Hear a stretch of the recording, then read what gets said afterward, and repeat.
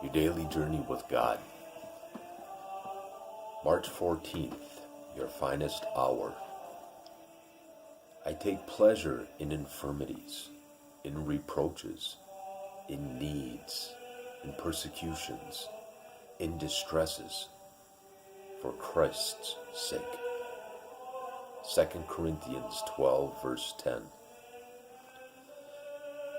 In the 1995 film that dramatized the story of the near disaster during the Apollo 13th mission, a member of NASA's Houston team said to Gene Kranz, mission commander, "This could be the worst disaster NASA's ever faced."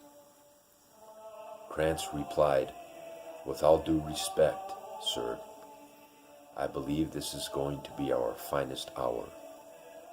And it was. We tend to think of victories as life's finest hours, but the opposite is often true.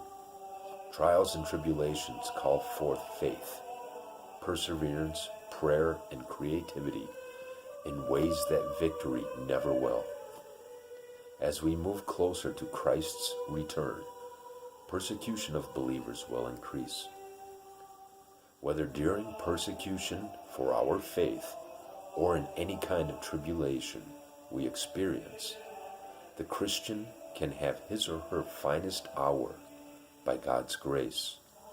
The Apostle Paul took pleasure in being persecuted for Christ's sake, knowing that when he was weakest was when God's grace was strongest. If you are experiencing trouble, ask God for grace to make it your finest hour.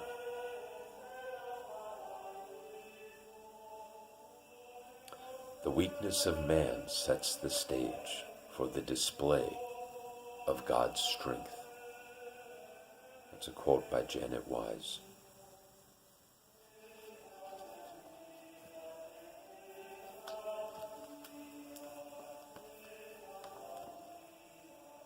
Always a good read, Daily Journey with God. One thing I'm extremely grateful to my stepfather for.